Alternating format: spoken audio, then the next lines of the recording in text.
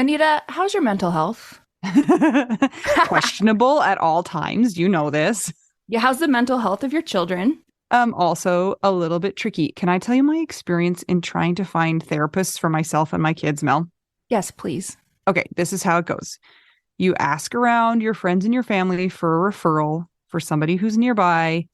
You finally find somebody who sounds like they might work for your family. You give them a call and you find out that A, they're not accepting new patients, or B, they have a huge wait list. So you start over again and you ask people if they know anybody who would be a good therapist and a good fit. Finally, you find one, you go and you meet with them and you figure out that you don't actually like them that much. But it's been so much work to find somebody who you can go to in your area that you're kind of stuck with them. Well, do you have any ideas for how to get around this? I do, because guess what? I've actually had some therapists that I have found on my own, which involves what you're saying. Sometimes I remember one time I was like 3 hours in the bathtub on my phone looking Yeah. through websites. I was such a prune at the end. But I have also had the experience with working with BetterHelp. And it was like, I don't want to say too good to be true, but because it is true, but it's like amazing because I was matched with my therapist within 24 hours. And you didn't have to go through all of that other ridiculous process of trying to find somebody. And here's the cool thing too, is if that person didn't work out for you, you can just switch and say, and it's not like you're committing to another years long search for somebody who you're going to jive with. It's true. And I lucked out, or maybe just BetterHelp is really good at matching people together because I never had to change my therapist. I loved her. Perfect fit for me. And I know that some of our friends have used BetterHelp and they've had to change therapists, and boom, same day, you can change. Easy peasy. You can ghost your therapist. Get a new one. I love this idea. BetterHelp is one of our sponsors. If you use our promo code trybetterhelp.com/WWDN, you get 10% off your first month. And we totally recommend it. Yes, get some therapy. That's trybetterhelp.com/WWDN.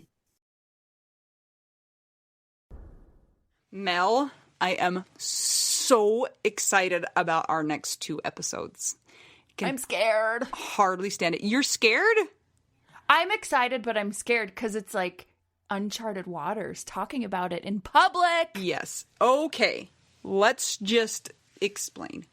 Whenever we have a guest on our podcast, we say to them, is there anything you would prefer not to discuss with us? And I would say, well, the top answer is I would prefer not to talk about my in-laws because our relationship is weird at best. And not everybody says that, but a good portion of our guests have said that.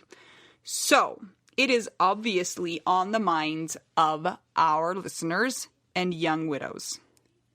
So what I did about this is I said, Mel, we need to do an episode on in-laws. And she was like, yes. And she was scared. So I went to all of the widow groups that we are a part of. And I asked people, you guys, how do you deal with your in-laws? How have you found a workable situation to make everybody happy? And you know what the response was we got? What? Nothing. Everybody just said, following, I would like to know.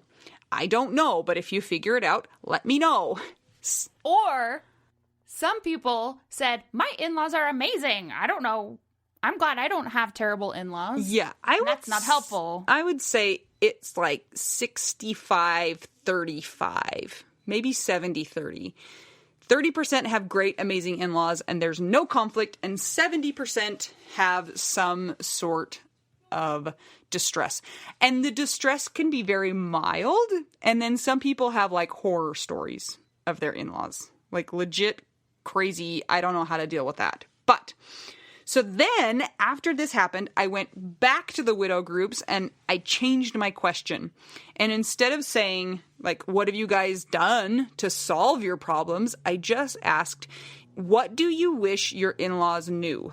about you and your grief and how you're figuring life out. People wrote their answers, and we took those answers and kind of tried to make them into a list that made sense. And we are going to read that to you today. Actually, we are not going to read it. I asked some of our widow compatriots and widower compatriots if they would read the answers. And just to be very clear, the people reading, this is not what they wrote in there. So if you hear your loved one's voice, this is not necessarily what they said. We just wanted to have, we thought it would be fun to have other people's voices other than just our own on this episode. Yes. Yes. Okay. I'm excited to hear our friends. I know, it is going to be fun. But let me just, before we get started, I just want to say this. So relationships with in-laws are tricky, even in the best of circumstances where you have two alive spouses, two alive people. You take two families that have two different cultures, two different communication styles, two different ways of doing things, two different priorities, and then you try and smash them together and meld them together to create a new family. And so there's always going to be a little bit of tension in that because you're trying to make two things that were different. You're trying to make a new thing out of those two things. So it's hard when your link to that family is gone because you've lost your buffer and you've lost the person who's the insider to that communication and that culture to kind of translate and to kind of be the one who you can send to straighten things out. So in-laws, even when your spouse is alive, they're hard. I mean, I think there is a lot of conflict in marriages trying to figure out the in-laws situations. Agree, Melanie? I just called you Melanie. Ooh, weird. Weird. Don't do that again. Melanie Joanne. Nice. Yes, 100%. I actually watched a murder documentary last night where that was the situation. Things escalated so far that there were very dire consequences. Okay, well, don't go that far. Okay, well, I mean, my brain just goes there. I'm sorry. Okay, bye. Don't ask me things you don't want to know the answers to. Okay, we're not telling you to kill your in-laws, for sure. But it is a source of stress. I'm just saying it's totally normal to be stressed about your in-laws in general. And then when you lose that person who was from that family, I think the stress level goes up because just it does. And I have great in-laws. Does it mean that it's perfect? No. You know, I still have issues trying to find the best way to communicate and trying to fit in. I've had a long time to learn how to fit in with my in-laws. So a lot of the things I don't feel like I struggle with, but it's certainly not without any sort of tension or difficulty. So with that, are you ready? Aye, aye, Captain. So to you guys that have helped us, you widowers and widows that submitted audio samples for us, thank you so much. We are really excited to use these and hear your voices. Hopefully it will make for a more interesting show. Okay, are we ready? Yeah, you're famous now. You're famous. God, people, I'm in the process of rebuilding myself. My old self and my life died when my husband died. Please support me as I try and work out what to keep from the old me and what I choose to get rid of. And don't expect the old me to come back after 1 or 5 or 10 years. I'm new. I'm not ever going to be the same. Okay, what do you think about that, Anita? Yeah, I've heard this from a lot of people that there's just an expectation that people are going to bounce back and they're going to go back to their old self and at some point in time. And then when they don't, there's some frustration about that. That makes sense. Okay, next. There were decisions we, and sometimes just I, had to make near the end of life treatment that were so difficult. We did our best. You were not privy to all that went into those decisions. Please, do not judge how we chose to deal with those terribly difficult decisions. This is so hard. Oh, it's so hard. Because hindsight is 20/20, right? And so it's easy to sit in the now and look back and say, oh, you should have done this. You should have done that. you made the wrong choice, things like that. But you don't know that when you're going through it. You're just doing the best you can, right? Next. Although we are grieving the same person, we are grieving a different loss. My kids and I lost a person involved in our day-to-day life. You may have known them longer, but we were a family unit. They were grown and gone and independent from your day-to-day, but not ours. You know, in the normal course of life, you raise your kids, they grow up, they get married, they leave you. Do you know what I'm saying? It doesn't mean you don't love them, but they have started their own new life. And so that is hard. But it's true. It's our every single day. It's our everything. It's not just a phone call or having them available. It is your day-to-day, in and out, practical, everything has been disrupted. So, I don't know, we could say a lot more of the same things because we just keep talking about this, but this is a big one. It's different when you wake up and your person is gone in the bed next to you. It's the most real because it's your every single second of every day. And so this is a very touchy subject because, of course, we both lost somebody that we love. And of course, the in-laws have known them their whole entire life because they created this person that's now dead. But it's just so different. I don't know. I don't even have anything profound to say about it other than it just like sucks. This just sucks. And I think it's important for people just to acknowledge the biggest change in daily life is with the spouse.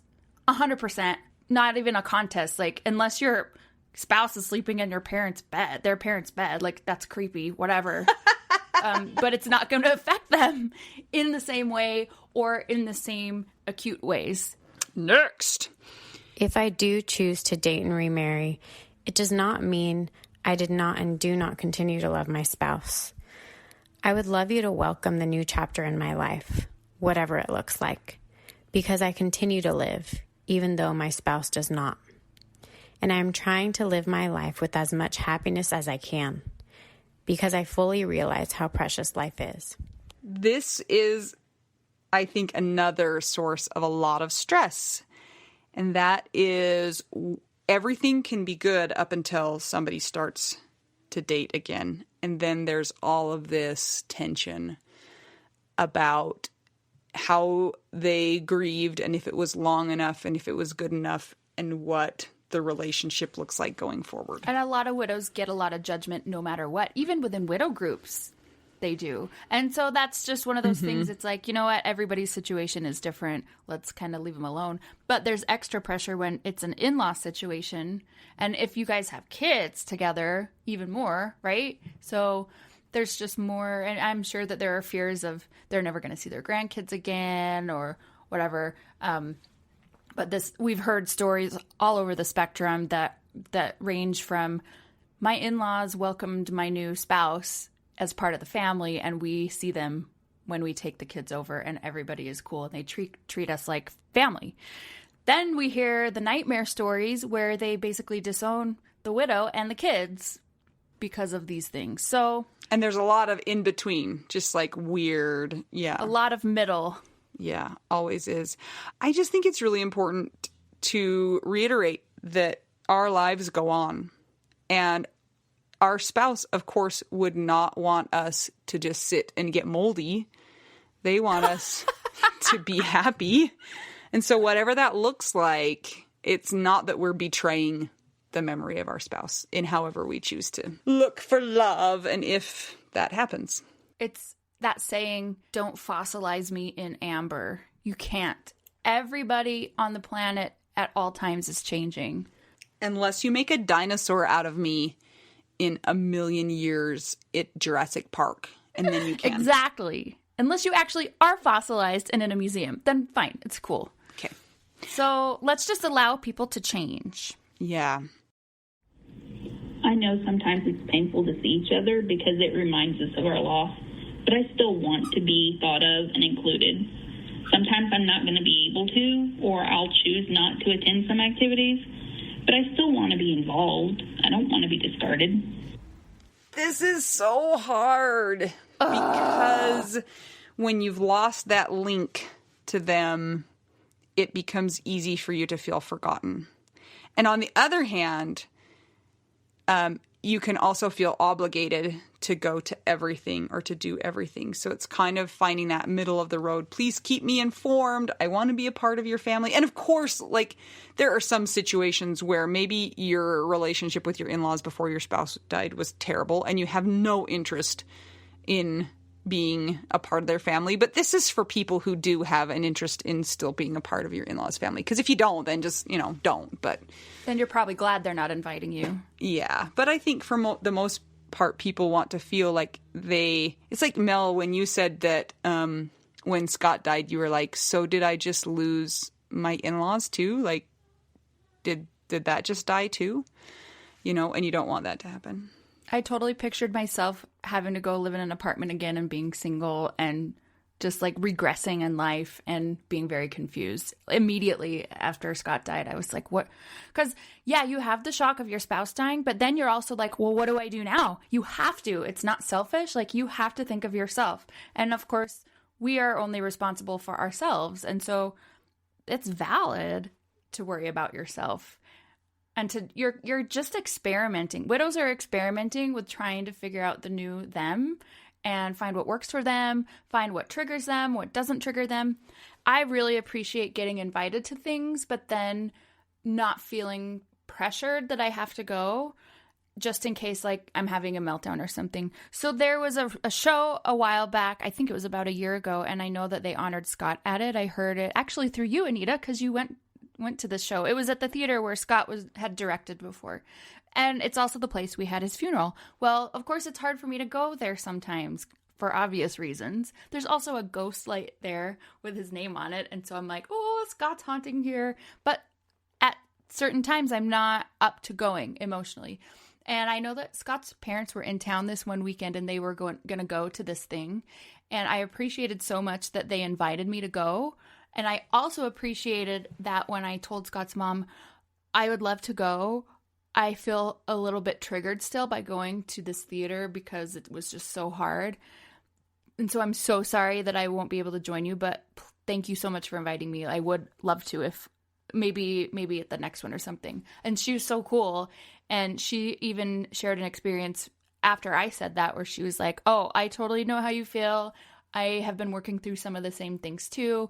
And there are certain places I'm not able to go yet because I'm just not okay and they're triggering. So if you can have an open conversation and the person can understand, it's really helpful. So that was a really positive experience in my world. I love that she invited you, but then didn't have high expectations for you. I think that sometimes people will just not invite because they worry about the triggering or they worry about just the weirdness. And so it's better to invite and then not expect. Yeah, and I think at the beginning of widowhood, that's when you get invited the most. Mm-hmm. But that's when you are not okay the most. And so the invitations stop coming after a while. Because, I mean, I totally get it. It's like, okay, you've invited somebody 10 times to something, and they decline every time. Or they don't write back because they're not okay. And so I really appreciate it when people still invite me, but I don't feel any pressure. Plus, beyond inviting to things, just keeping informed about events that are going on, maybe special things that have happened in the family, maybe if somebody's sick, just feeling like you're still a part of that and that you haven't been, kicked out of the club. Okay, we're going to go on to the next one. Follow through. If you plan or propose activities with my kids, follow through. They don't need more disappointment in their lives. So, Mel, what are your thoughts on that one? Well, since I have 11 children, Anita, yes, this is a big one in my life because I always have disappointed kids when people don't follow through. Yep, just if you say that you're going to do something, just do it. It's so hard to have to explain to your kids disappointment. I mean, even not in in-law land, if you promise your kids something or if you say something's going to happen and then it doesn't happen, it's so hard to get their expectations off of that in everyday life. So don't make it harder by planning things and then canceling on them last minute. I think that one's pretty self-explanatory. If you plan a lot of things and you don't follow through, maybe you should just back off on planning so many things. Try one thing at a time and one thing that's doable. So scale it back a little bit so it's manageable. Yes. Okay. Next one. It doesn't matter if we were married for 5 days or 50 years. We committed to make a life with each other. He chose me. You don't have to approve of that decision, but please honor his decision. Thank you. Ooh. This is tricky. That one's, ugh. This is tricky. But yeah, there are in-law relationships where maybe the in-laws weren't so excited to have you in their family. I don't know what else to say about that one. I would suggest that for the in-laws, just try to be a nice person. I think this also goes back to the idea that we were talking about with, losing a spouse versus losing a child. Even if you've been married for just a little while, there's still a bond that is formed no matter how long you've been married for. It shows a commitment to each other that means that the spouse was the most important person in their life, even if it wasn't for very long. And I think that's very tricky. Mel, you can probably understand this a little bit since you weren't married for very long before Scott died. It's probably a little bit harder if you guys haven't been married for very long because there's still those feelings of newness to the relationship, but it doesn't matter how new it is because the commitment had been made.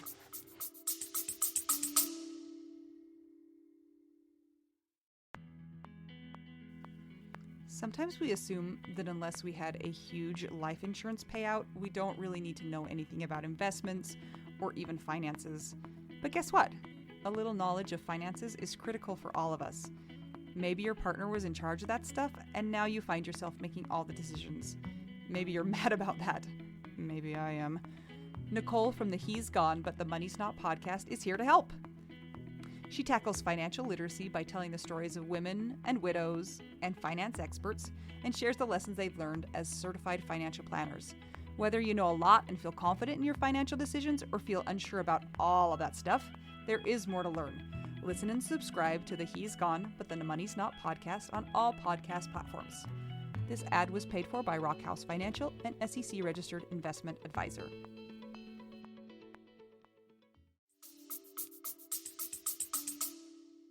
Agreed. If you are on the trajectory to build a life together, I would say try and view it in that light instead of, oh, well, it was just this much time, so it doesn't mean as much. Yeah.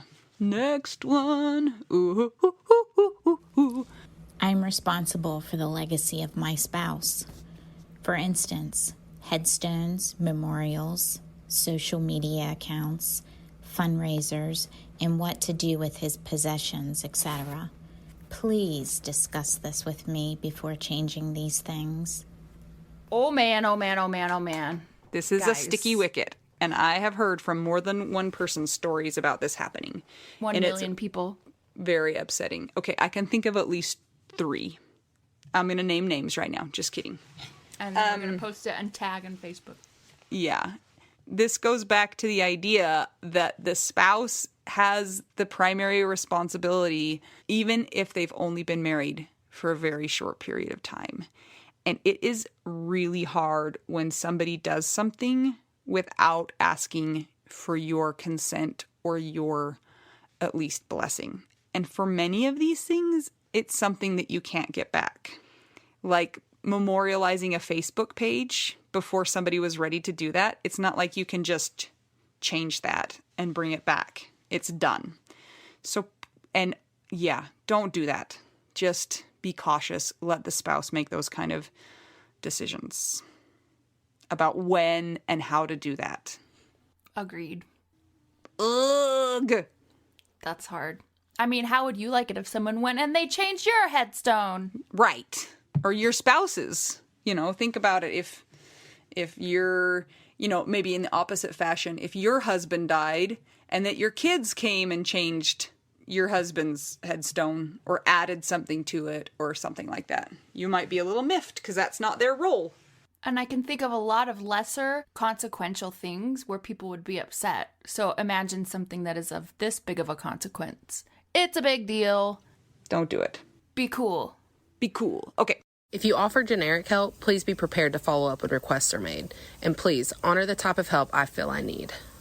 So what do you think this means, Anita? Do you think this is like some people offer help and then they come and they do opposite of what you're asking. Do you have a specific example of this? Yeah, I can think of a specific example. Okay, tell us. So, right after Jason died, I actually had the idea to have like a family meeting. And I remember writing down all my thoughts. And one of the thoughts was, please don't judge me for the help I think I need. So for instance, my sister-in-law comes over every week so I can go swimming, right? And maybe somebody might not think that that should be my priority, to go swimming, to go lap swimming. And so maybe they would be like, no, I don't think that's what you should be doing. So that's not how I'm going to give you my help. But that's like what I've decided for myself will be helpful. So when I ask for that help, please give me that help. Don't say, well, I will not do that because I don't find that to be useful, or I don't think it will be helpful for you. Instead, I will come over and plant flowers. Well, that would be good too. So I don't know. Or could it be, Anita, could it be like, well, Anita, I will help you, but I'm not going to help you if your reason is to go swimming. I will help you if your reason is that you go to the store and you are only working on like survival that's a better things for your family. Because swimming could be termed as extracurricular, even though it's not. Like, you need it for your sanity and all that stuff. Yeah, but some people could judge that and be like, well, that's not really necessary. So I'm only going to give her the help that I think she needs, as opposed to me saying, this is the help that I think I need. Just so you know, like, I'm going to tell you some more details about this. One of the first times I went out running, I had a very specific inspiration. And it was that I needed to gather my family together, my in-laws and my immediate family, and I needed to talk to them about what help looked like to me, and lay out what I wanted to see happen and how I wanted to see it happen. And I just wrote down all of my thoughts, and I actually called a neighbor who happens to be a social worker and asked him to help me process my thoughts to make them really understandable. And so he came and he ran the family meeting, and then I talked about things like that. Things that were on my list. I could probably find my list, but it was like, I'm still the mom, I will need your help, but I'm the mom. And then it was things like, please don't judge me for the type of help I think I need, stuff like that. So how did you think that clearly at that time? I still can't think that clearly. Yeah. And I think it was helpful when it was still all fresh and raw, because people were in the mode of like, what do we need to do? And I was like, this is what I want, or this is what I need. And this is not what, this is what help does not look like, is doing these things, and help does look like this. So, and yay to my family and my in-laws for being receptive to that and saying like, okay, but at least it gave us clear direction on what I wanted and needed. So go, Anita. Go. Anyway. Okay. Next. Although I want to have a relationship with you, I cannot chase you. I am in over my head trying to provide for my family, deal with the responsibilities of everyday life, care for my kids and their grief, not to mention deal with my own grief. On my own. Please don't place the burden of communication entirely on my shoulders, but please do your part to reach out and check in on us. I super support this one. This is huge because it's so easy to feel like you have to maintain everybody's relationship, and if it's not up to you, then it won't exist. So hard. And that's so not okay, because maybe in the beginning when you have some energy and you're kind of on adrenaline or whatever, but you're going to burn out. I did that. I was just like, I've got to communicate with everybody in Scott's life and check on them every day. And it was like text fest all day long. And then boom, it was really eye-opening to me to see which of those friendships or relationships were fueled only by me, right, and which ones were mutual. So we as widows and widowers just don't have the energy to be responsible for that. The less responsibility you can place on a widow, especially in the early days, the better, because there's a lot they're dealing with. You even said not even in the early days, as time goes on too, because this is kind of how I see it. So your family is like a net, and there's all these links to make this giant net, right? And the person that linked you to that net is gone. So now you're like this little link floating out in the ocean. And does that little link need to have the responsibility to try and capture the net? Or should the net capture the little link. And I feel like the net has a much easier time capturing that one person than you do trying to communicate with all of the people in that net and trying to keep that all alive. Plus, if you can just examine the day-to-day, even though it's not a competition, but like if you're a retired couple and you're not working and you're not taking care of kids, then it's probably easier for you to reach out than it is for the mom of 4 kids doing homeschool and working and all of those things to have time to reach out to you. So, something to think about. I am doing therapy, and I would love it if you would also do therapy. You know, to work through your grief and figure out how to grieve and to support us all in healthy ways, as well as where to look and what kind of support you need. Ooh, taking responsibility for your own mental health is key. Yes. Maybe a lot of people that are in a certain generation maybe aren't as used to that being commonplace like our generation is, but it's so helpful. And again, this kind of goes back to the less responsibility and burden you can place on the widow, the better. And just take care of your own mental health. Yay, mental health. I think a lot of times there is this situation that happens where the in-laws are looking for support from the widow. They want to talk to them and they want to have support from them. But there's this theory, it's like the concentric circles of grief. And I've talked about it before, but I'm going to mention it again. But it's just basically that the person who is closest to the loss, which is the surviving spouse, and then the children, and then the parents, and then the brothers and sisters, and then the friends and family. And that can change depending on your relationships with different people. But the idea is that you support inwards and you complain outwards, or you look for support from outwards. So the in-laws should not be asking for the widow or the children to be supporting them in their grief. They need to seek help for their grief on the circles that are distant from them. So that means a mental health counselor or friends who are outside of the situation or family members who are further outside of the situation.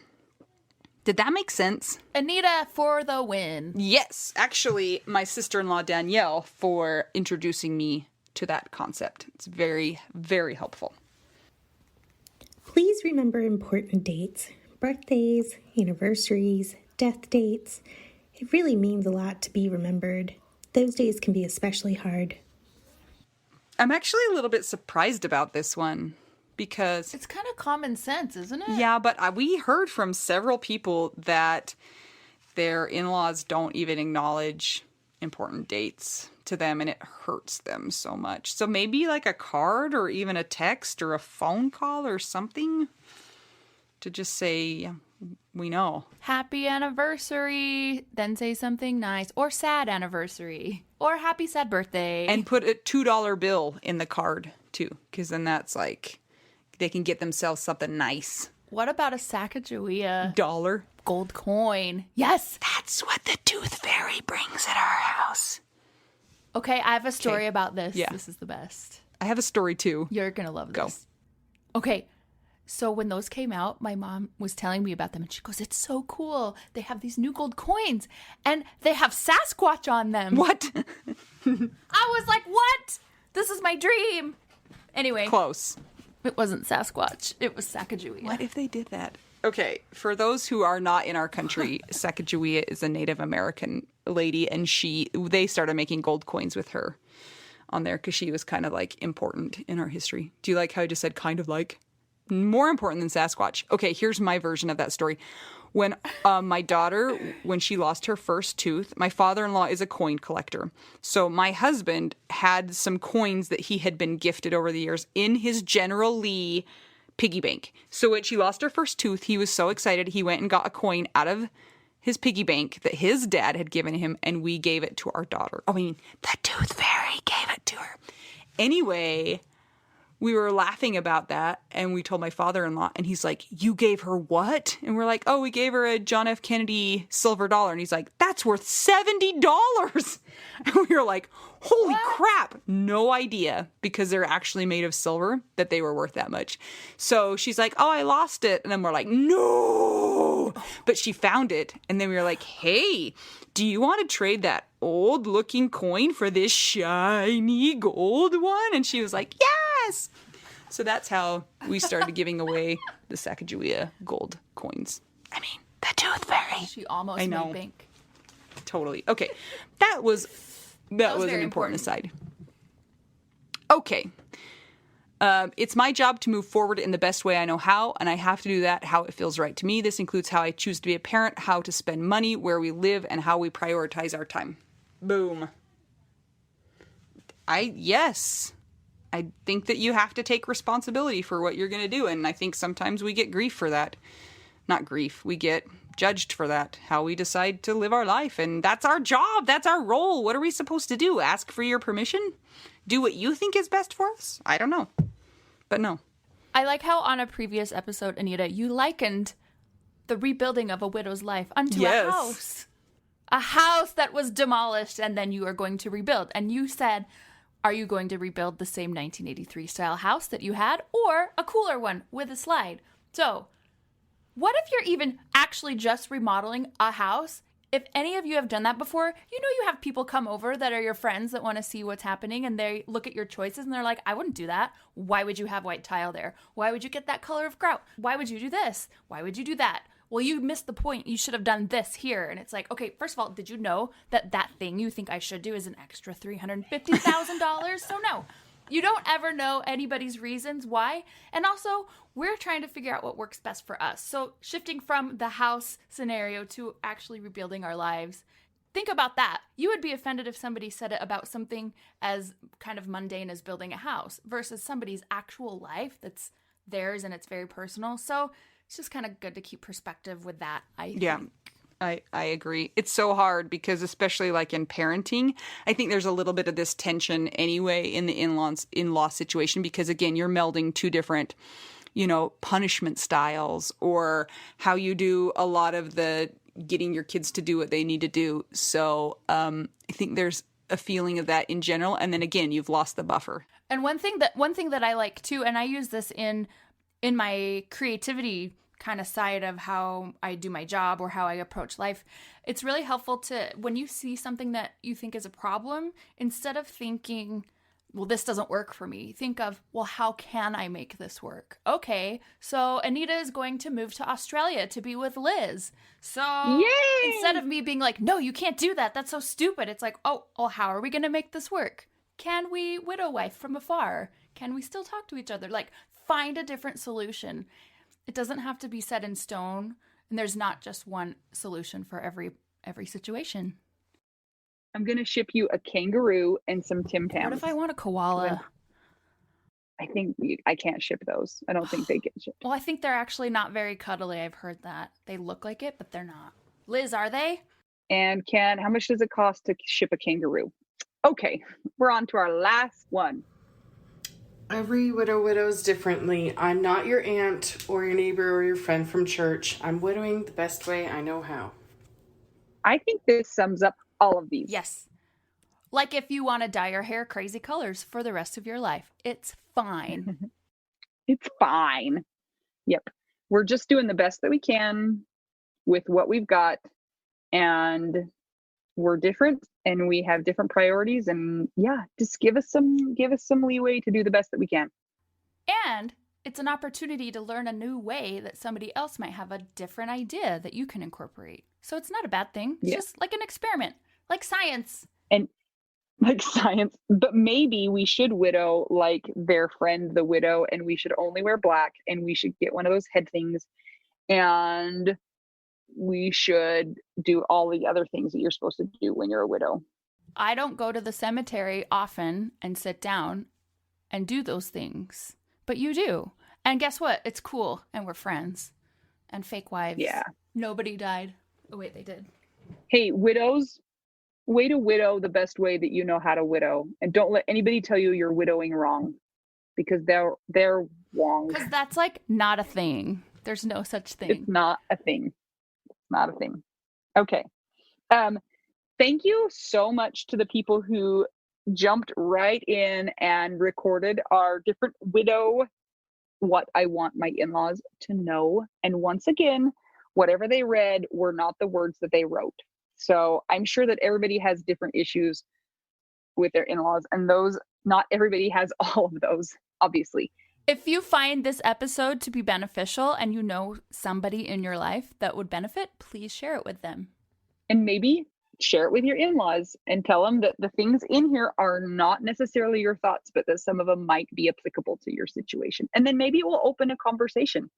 And guess what, guys? I'm so excited because we're going to follow this episode up with another episode with professional help. So really quickly, thank you to Liz, Christine, the other Karen from Canada, Emily, Kathy, Karen from Canada, Ileana, Barb, David, Isabel, Erin, Diana, Phyllis, Hillary, and Brittany for helping us out with our episode today. Thanks, you guys. Speaking of our Widow Wives Club on Facebook, please join. We are getting even more Karens. Like actual people named Karen, not the meme Karen. These are awesome Karens. And we got the lady whose name is Melanie Anita. I know. What you guys. in the world? I can't believe it. What are the chances? What are the chances that her first name is Melanie, her middle name is Anita. We are almost up to 100 people in our Widow Wives Club. I kind of think we need to send our 100th widow wife a prize. Ooh. Wouldn't that be fun? Yep. Calling all widows yearning to breathe free. Please submit your request to be in the Widow Wives Facebook Club. And we will have a special prize for whoever is the 100th member. Speaking of which, we are almost to our 1-year anniversary of our podcast now. What's the date? October 10th is our 1-year anniversary. What should we do? Guys, send us your ideas on what we should do for our 100th anniversary. Wait. Not our 100th, our first. Ah! My brain. We would be super old, but maybe we'll still be going. If our Patreon is strong enough, we'll be like, I'm 140, and then we will be old widows. Send us out your ideas for our celebration of our 1-year podcast anniversary. If you're not in the Widow Wives Club and you are not a widow, you can email it to widowwedonow@gmail.com, or you can send us a message on our regular Widow We Do Now Facebook page. And if you are in the Widow Wives Club, post, comment, send us a message like you usually do, and we can get submissions that way. We love you all. We are having such a good time joining this community together. We were talking about how it's hard for our podcast to kind of get shared because most of us don't know a lot of other young widows. And so we're making this community for ourselves that you might not have otherwise. So we're super excited that we get to be doing that with you because we like you. You're so fun and traumatized, just like us. So fun and traumatized. And thanks for not judging us, even when we wear things like what I'm wearing today, which you cannot see, but Anita can. It is the 3 wolves howling at the moon and some amazing cat leggings with yellow eyes. And are those tongues? Yeah. Oh my gosh. I'm just wearing a boring t-shirt. We hope that you guys have found this episode helpful. Please, please, please share the podcast with people that this might be helpful for, and join us next week when we do a follow-up to this with an expert. I'm Anita. I'm Mel. And we're just 2 young widows who are awesome and traumatized. And wearing cat leggings. Trying to figure out Widow We Do Now. We do now. Sponsorship. Meow Mix. This is my favorite thing to discuss with you. Tell me, what is it? One of my favorite things. I do enjoy tacos and cheese and dogs. This is about how you cannot pay hundreds and hundreds of dollars for a phone plan, especially when you're a widow, your person is dead, you might have kids, you might need another option, and you just want your phone to work, you want unlimited texting and service, and you want it to be like $25 a month. It blows my mind that they have plans that start at $15 a month. That is so cheap. And the cool thing is it uses other 5G networks, and so you don't have to pay extra for that, and you still get great service. Yep, Anita and I have traveled all over, and I have used my phone. So I highly recommend it. And my mom's even on it. When my dad died, we put his phone down to the cheapest plan, which is $15 a month. And I think my mom's on the $20 a month plan, and it's so worth it. It's so much cheaper than what we were all paying before. So I highly recommend it if you're on a budget or not. Who cares? Ryan Reynolds is in charge of the company, and they send you free stickers with Ryan Reynolds temporary tattoos. It's kind of the best. So if somebody wants to sign up, what can they do, Anita? Go to trymintmobile.com/WWDN. Seriously, you guys. Such a great idea. Save yourself some money. And if you're worried about losing data or having any changes with your phone, not going to happen. They walk you through it. Everything's fine. It's the easiest process of all time. Again, that's trymintmobile.com/WWDN.